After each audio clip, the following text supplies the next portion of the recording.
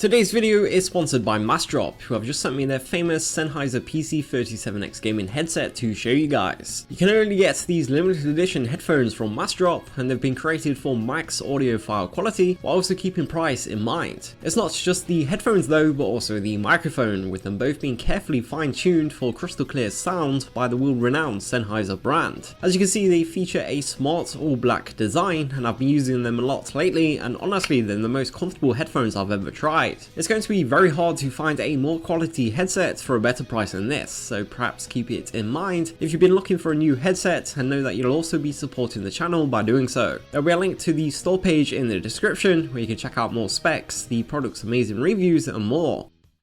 Back in June's E3 2018, the Western localization of Sega's Fist of the North Star Lost Paradise was announced, with there also not being long left to wait until its release date. Lost Paradise will be released in Western territories on October 2nd, and it's being made by the same team behind Sega's hugely successful Yakuza series. The similarities to Yakuza don't end there though, with the whole game being designed to be very similar to Yakuza, including open world exploration, dialogue with NPCs, side quests, and many minigames. And yes, that also includes the ability to play arcade machines of some classic Sega titles. Lost Paradise was released in Japan back in March of this year, and an interesting difference can be found in the Japanese version revolving around the game's name. In Japan, the game is called Hokuto ga Gotoko, which is a combination of the Japanese name for the Fist of the North Star series and the Yakuza series. This naming wasn't carried forward to its Western release, but it makes the game's link to Yakuza that much stronger, and indicates that the game is a spin-off in the Yakuza franchise, something that the devs have also confirmed themselves. However, that's not the only difference between the Japanese and English versions, as Sega confirmed a few weeks ago in a press release. Here, Sega explained that Fist of the North Star Lost Paradise features everything available in the original Japanese version, plus extra carnage for the localized version. This indicates that the Japanese version of the game actually had to have the violence toned down due to the strict limits of the Japanese rating system, which is something that Censored Gaming has covered many times in the past. Whilst the game hasn't been released yet, we have already been able to witness these differences in some of the game's trailers. If you pay attention to this footage from the Japanese version, defeating enemies in combat will cause them to turn pitch black before exploding.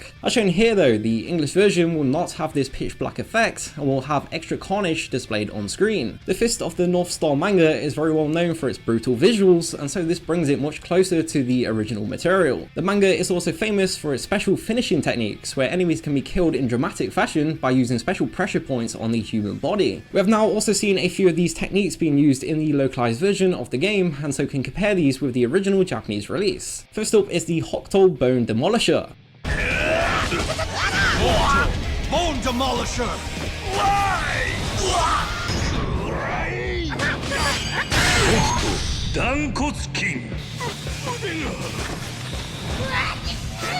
Then the Exploding Five-Finger Strike. Exploding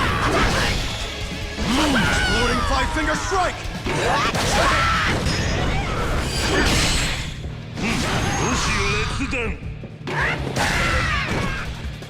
And then lastly, the Hokuto Twin Executioner.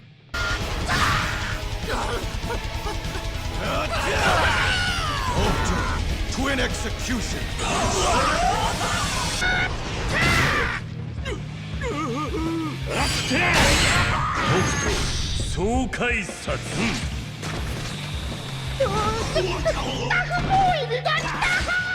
What do you think about this practice of restoring violence that had to be toned down in the Japanese version, and are you interested in picking up a copy of the game? Please let us know your thoughts in the comments below, and consider subscribing if videos on regional differences like this are something that you are interested in. Until next time, thank you for watching.